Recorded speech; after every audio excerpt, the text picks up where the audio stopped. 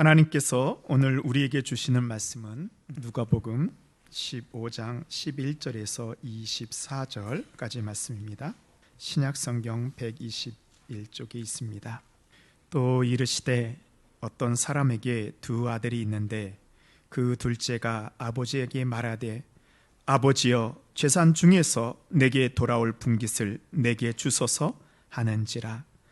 아버지가 그 살림을 각각 나누어 주었더니 그 며칠이 안 되어 둘째 아들이 재물을 다 모아가지고 먼 나라가 거기서 허랑방탕하여 그 재산을 낭비하더니 다 없앤 후 그 나라에 크게 흉년이 들어 그가 비로소 궁핍한지라. 가서 그 나라 백성 중 한 사람에게 붙여 사니 그가 그를 들로 보내어 돼지를 치게 하였는데 그가 돼지 먹는 쥐업 열매로 배를 채우고자 하되 주는 자가 없는지라. 이에 스스로 돌이켜 이르되 내 아버지에게는 양식이 풍족한 품꾼이 얼마나 많은가.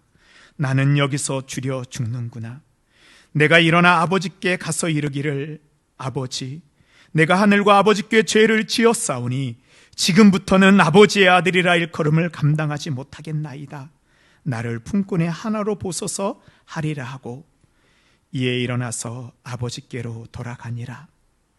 아직도 거리가 먼데 아버지가 그를 보고 축인이 여겨 달려가 목을 안고 입을 맞추니 아들이 이르되 아버지, 내가 하늘과 아버지께 죄를 지었사오니 지금부터는 아버지의 아들이라 일컬음을 감당하지 못하겠나이다 하나 아버지는 종들에게 이르되 제일 좋은 옷을 내어다가 입히고 손에 가락지를 끼우고 발에 신을 신기라.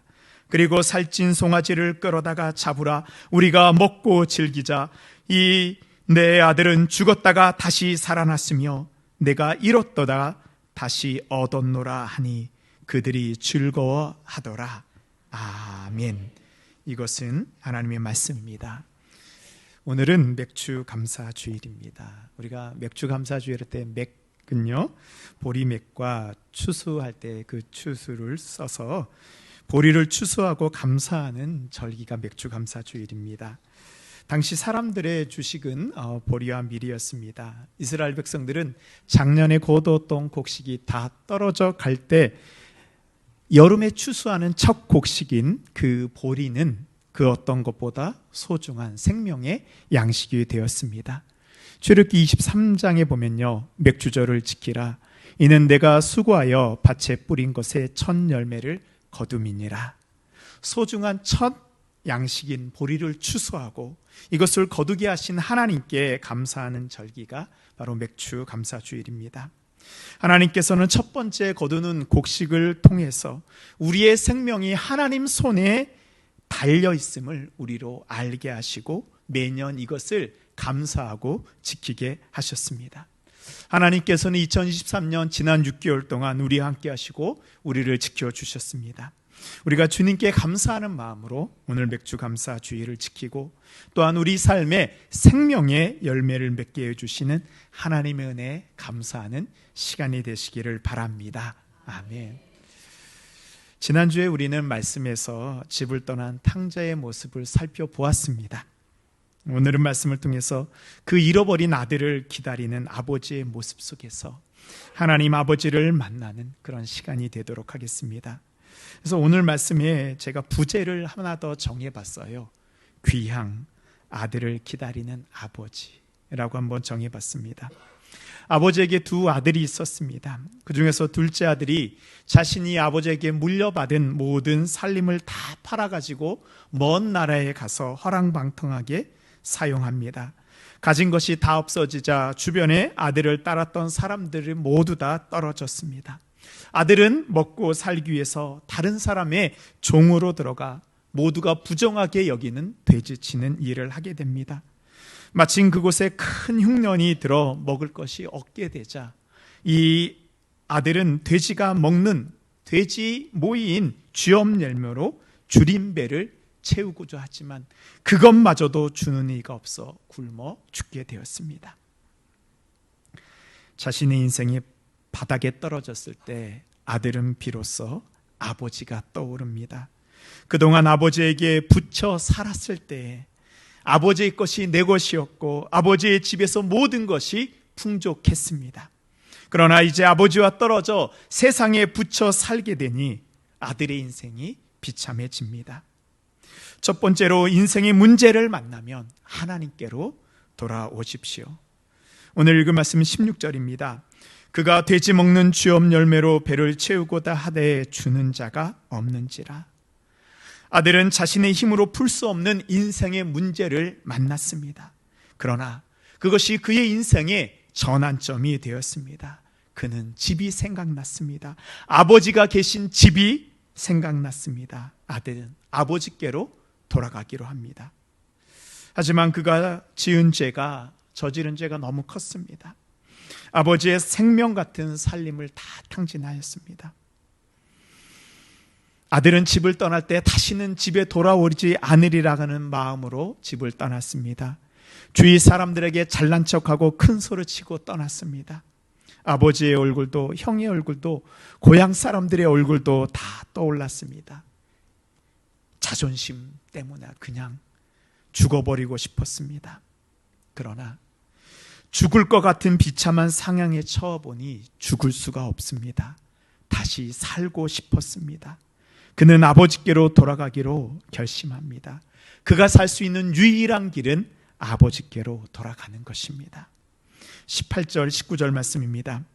내가 일어나 아버지께 가서 이르기를 아버지 내가 하늘과 아버지께 죄를 지었사오니 지금부터는 아버지의 아들이라 일컬음을 감당하지 못하겠나이다. 나를 품꾼의 하나로 보소서 하리라 하고. 아버지를 떠난 아들의 모습은 하나님을 떠난 우리의 모습입니다. 사랑하는 성도 여러분, 해결할 수 없는 문제를 만났을 때 우리가 살 수 있는 유일한 길은 하나님께로 돌아가는 것입니다. 요한복음 8장에 보면요, 예수께서 또 말씀하여 이르시되 나는 세상의 빛이니 나를 따르는 자는 어둠에 다니지 아니하고 생명의 빛을 얻으리라. 하나님께로 돌아올 때 우리의 삶에 다시 생명의 빛이 비춰지게 됩니다. 우리는 다시 살 수 있게 됩니다. 두 번째로 하나님 아버지는 우리를 기다리고 계십니다. 아들이 떠난 이후 아버지는 단 하루도 마음이 편하지 않습니다. 편하게 잠을 잡은 적이 없습니다. 아버지의 일과는 매일 아침 마을 입구에 서서 아들이 돌아오는 것을 기다리는 일입니다. 아버지의 눈은 눈물로 짓물렀고 아버지의 이마의 주름은 더 깊이 패였습니다.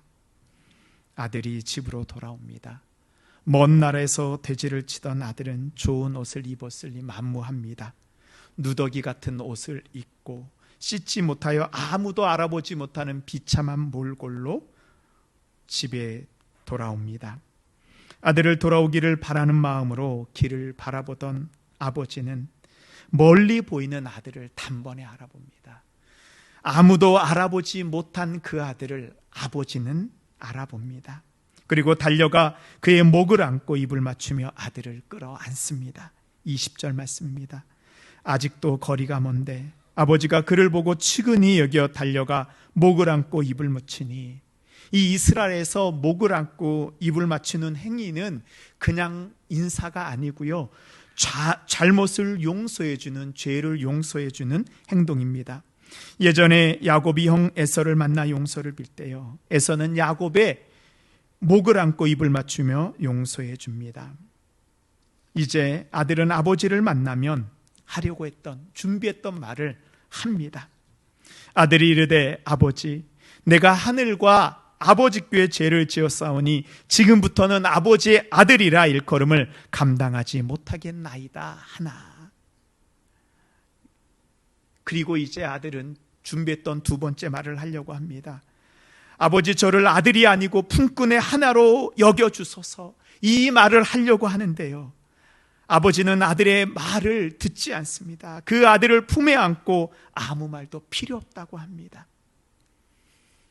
빛의 화가로 불리는 렘브란트의 작품 중에 이 러시아 에르미타주 미술관의 전시에 있는 탕자의 귀환이라는 그림이 있습니다. 제가 오늘 주보에 이렇게 하나씩 다 좀 나누어 드렸습니다.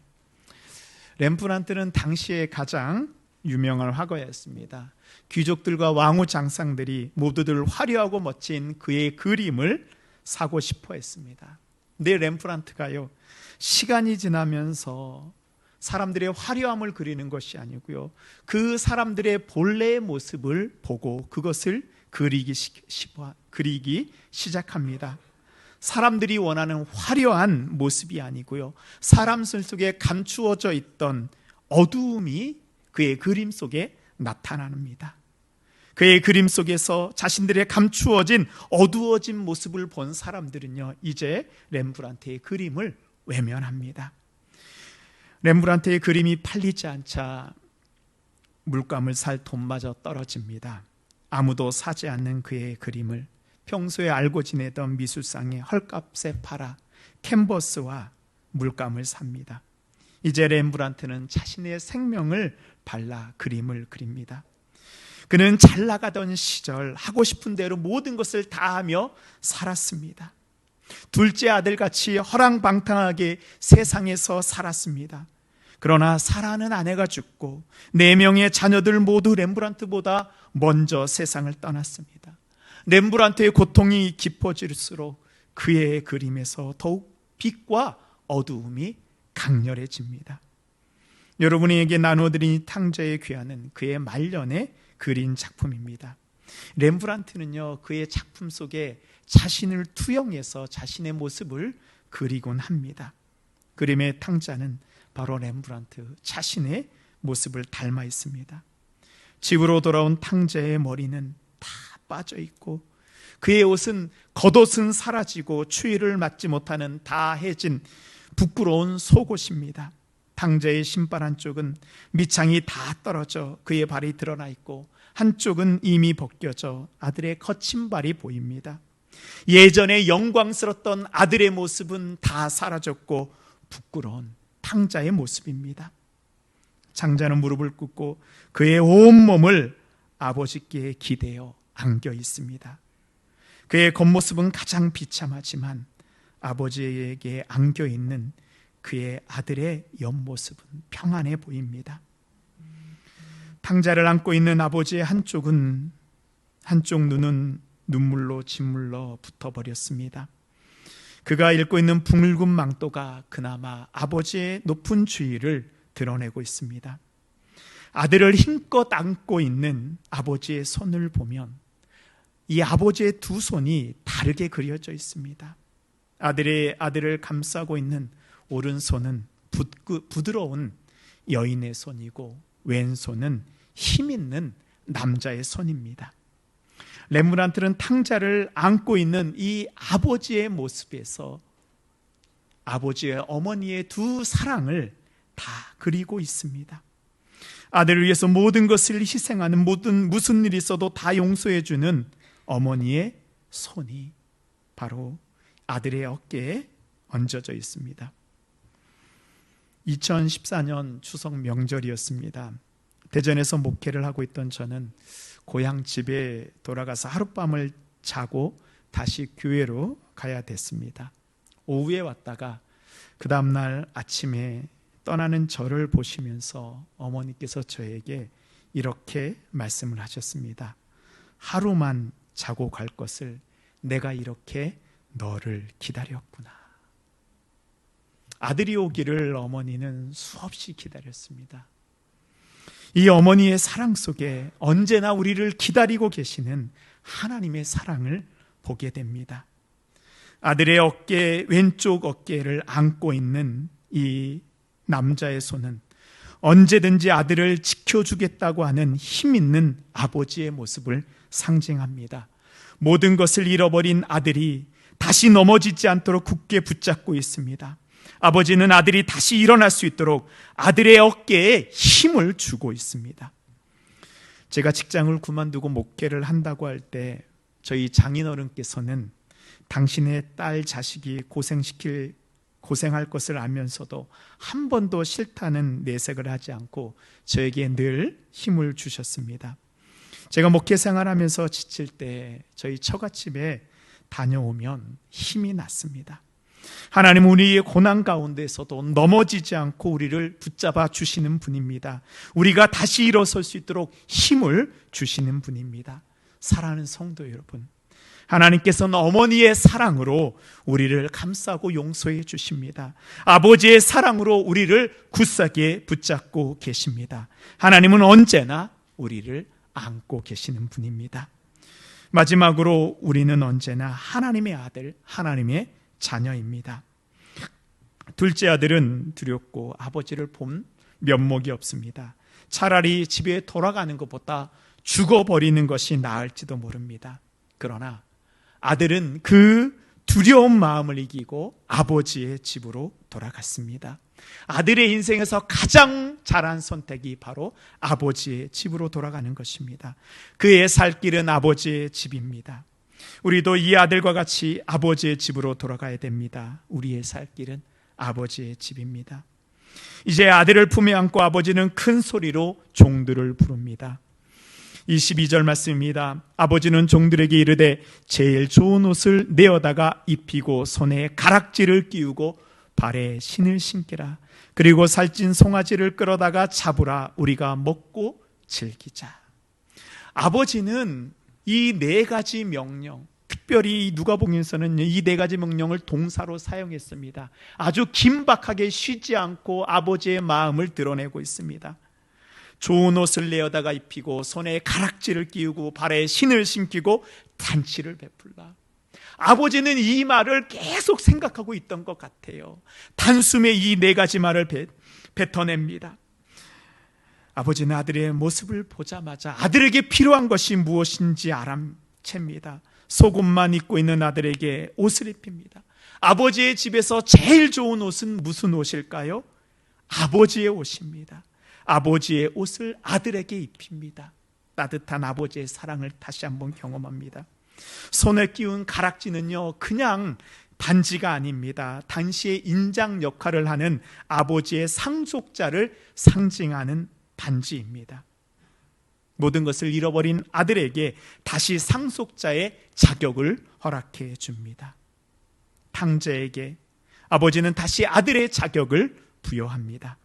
아들의 발에 신긴 신발은 자유인의 상징입니다. 당시 노예나 종들은 신발을 신지 못하였습니다.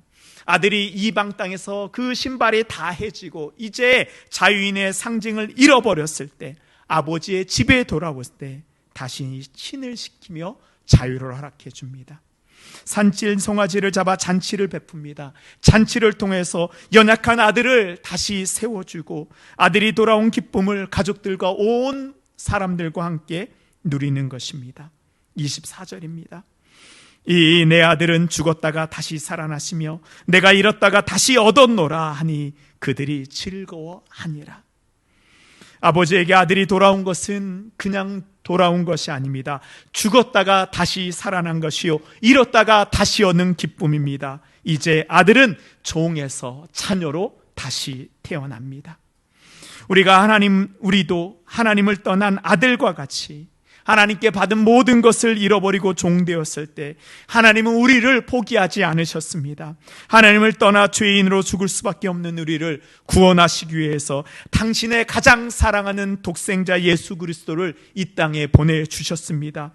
예수 그리스도는 우리를 대신하여 십자가 위에서 죽으셨습니다. 예수 그리스도의 십자가 위에는 아버지의 두 가지 사랑이 함께 깃들어 있습니다. 우리를 용서하고 품어주시는 어머니 같은 사랑이요, 죄에서 넘어지지 않고 다시 일어날 수 있도록 붙잡아 주시는, 우리를 든든하게 세워주시는 힘이 있는 아버지의 사랑입니다. 우리가 하나님께로 돌아가면 하나님은 우리가 죽었다가 살아난 것 같이 기뻐하십니다. 잃어버린 아들을 다시 찾은 것 같이 즐거워하십니다. 사랑하는 성도 여러분, 우리가 죄인일 때에도 하나님은 우리를 포기하지 않고 기다리셨습니다. 하나님께로 돌아오면 우리는 다시 하나님의 자녀입니다. 아니, 죄인일 때도 하나님의 자녀였고 지금도 하나님의 자녀이고 영원토록 하나님의 자녀입니다. 우리는 언제나 하나님의 자녀입니다.